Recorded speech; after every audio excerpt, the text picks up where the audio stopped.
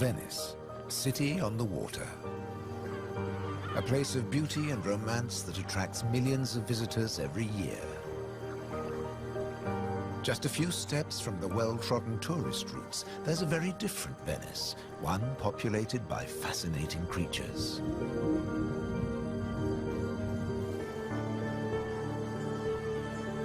This film explores a Venice that few people ever see, a city that has a surprising double life.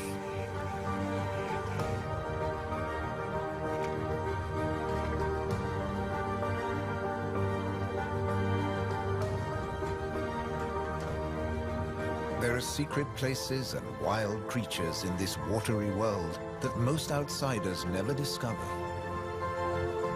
In the skies above, on the beaches,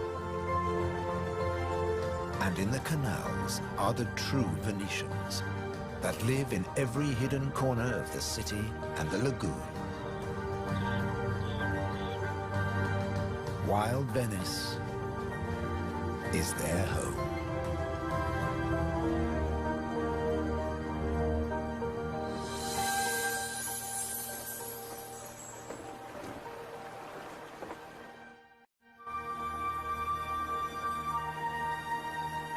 The city of Venice is built on sand, in a lagoon between the sea and the land.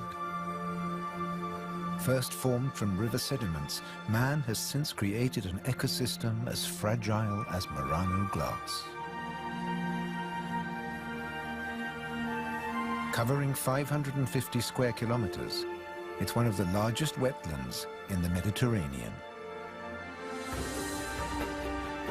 Flamingos arrived at these Venetian waters quite recently. They crisscross the Mediterranean from North Africa to France's Camargue, to Sardinia, Tuscany, and now Venice.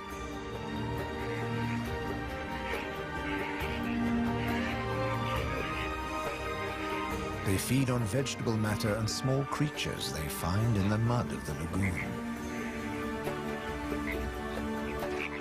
In the shadow of Venice, the lagoon is the northernmost flamingo habitat in Europe.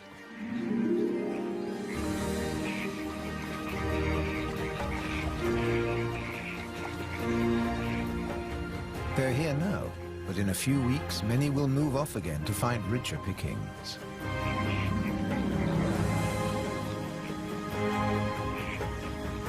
Their takeoff may look clumsy, but once in the air, their flight is balletic and elegant.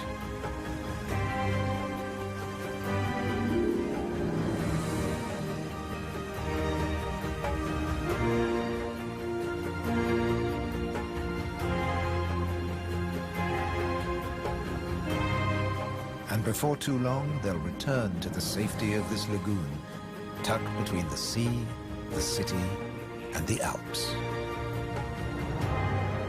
The distant peaks helped form the lagoon. The mountain streams washed their rocky sediment towards the sea to make this habitat.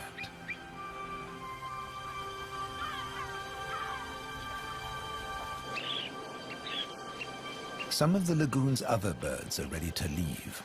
Dunlin, small waders, fed well in the rich mud.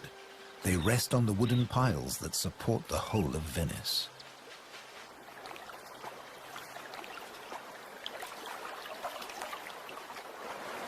It's spring, time to head off to their northern breeding grounds.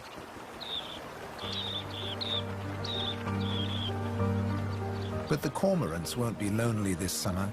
As the Dunlin fly away, other birds are flocking in. A bird's eye view reveals the full beauty of the lagoon. A labyrinth of uninhabited islands, intertwined canals, and swampy sandbanks.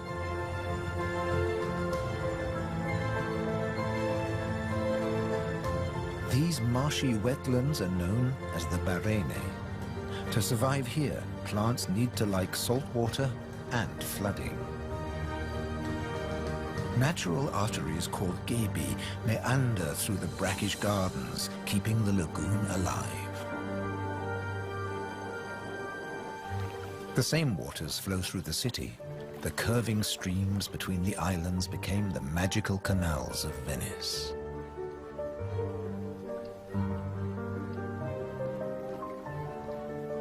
This is the city of bridges.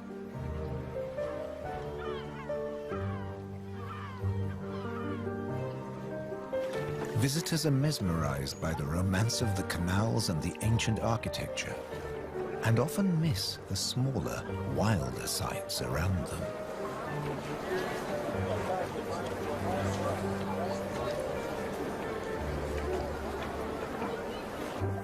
These mussels are true Venetian natives. And now, in spring, they're breeding. The males spawn into the water, and each female produces up to 10 million eggs. Most of the larvae are eaten by other inhabitants of the canals, but up to 10,000 young shellfish will survive.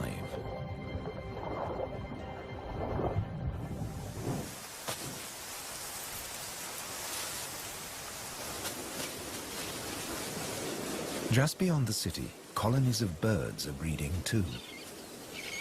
But a hazard of urban nesting is constant disturbance.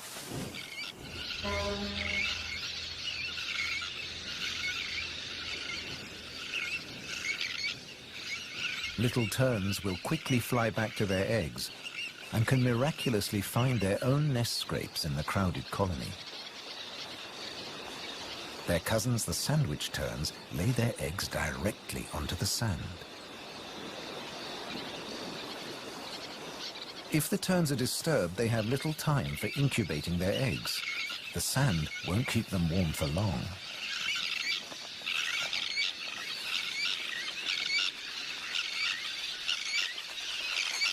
And left out in the open, they could be an easy target for predators.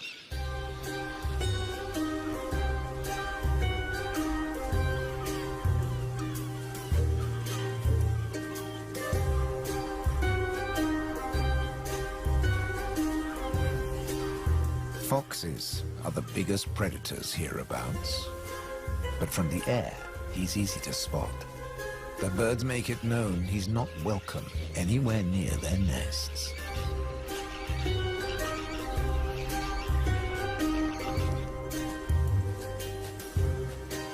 Foxes would rather not get their feet wet.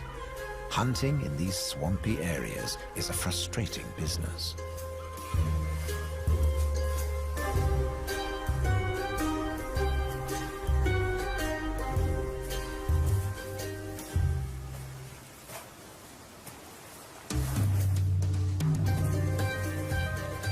The grand leap disturbed another nesting bird. Now it's a question of following the scent.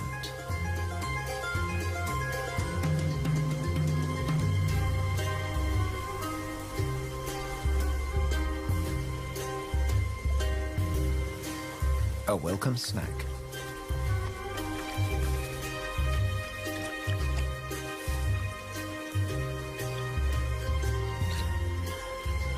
Just beyond the sand dunes is the busy colony.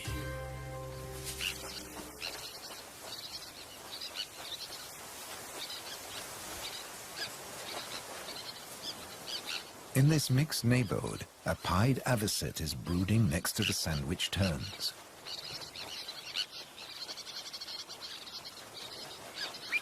With nests so closely packed, there can be conflicting territorial claims with the common terns.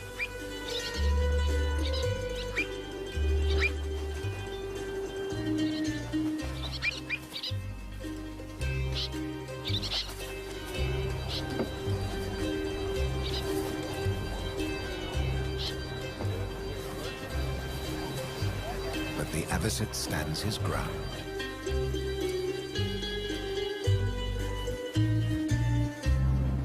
The Grand Canal is the main waterway of Venice, dividing the city in two.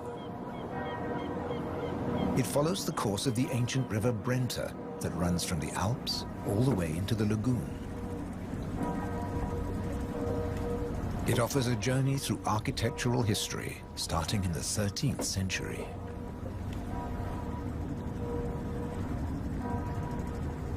The banks of the Grand Canal have other surprises to offer, like Palazzo Malipiero's Rose Garden.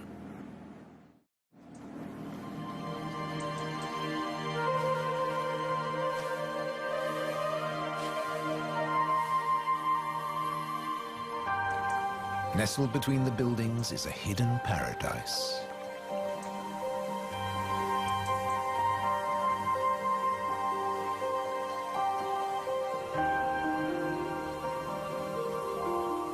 Now owned by a modern-day countess, it has been restored to its full glory, and no detail has been left to chance.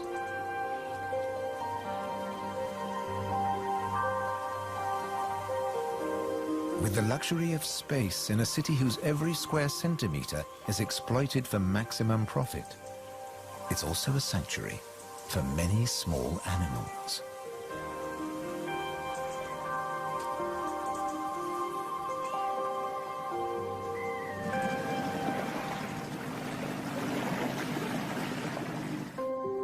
Every day, more than 50,000 tourists visit Venice. When the sun begins to set, the city's waterways empty. Venice belongs to the wild Venetians.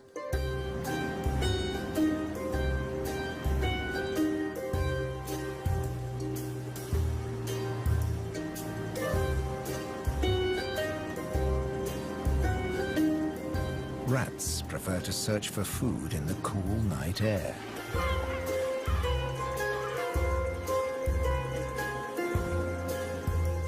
But they're not alone.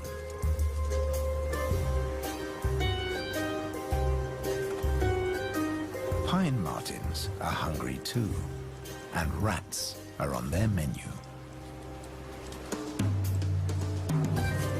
Pine martins are welcome in the city as they're natural rat catchers.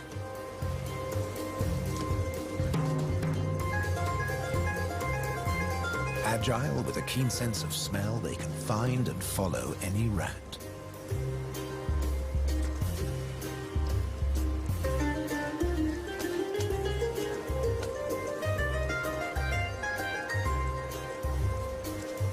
But they're endangered too. Since the rat population boomed, ironically, many martins have been killed by rat poison. The rat won the day, and the pine marten has to settle for dessert.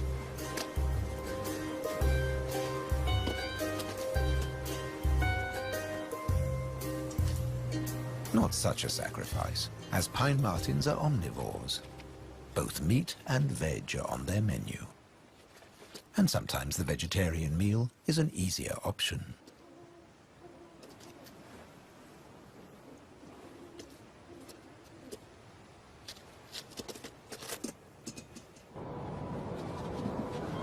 As the rat prepares to sleep, the city of Venice is beginning to wake up. The floating vegetable stalls are the first to move into action.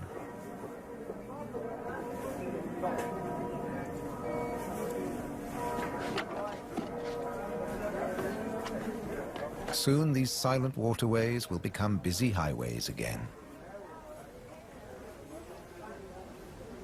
In the 18th century, over 8,000 gondolas navigated the Venice canals. Now there are only about 400 left. Life in Venice may be moving with the times. But one thing never changes. It dictates the daily rhythms of the city and the lagoon.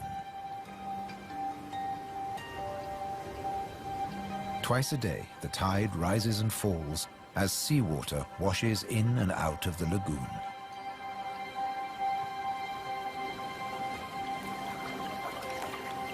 The water level changes by up to 60 centimeters. Smooth lakes disappear into swampy wetlands, only to return hours later.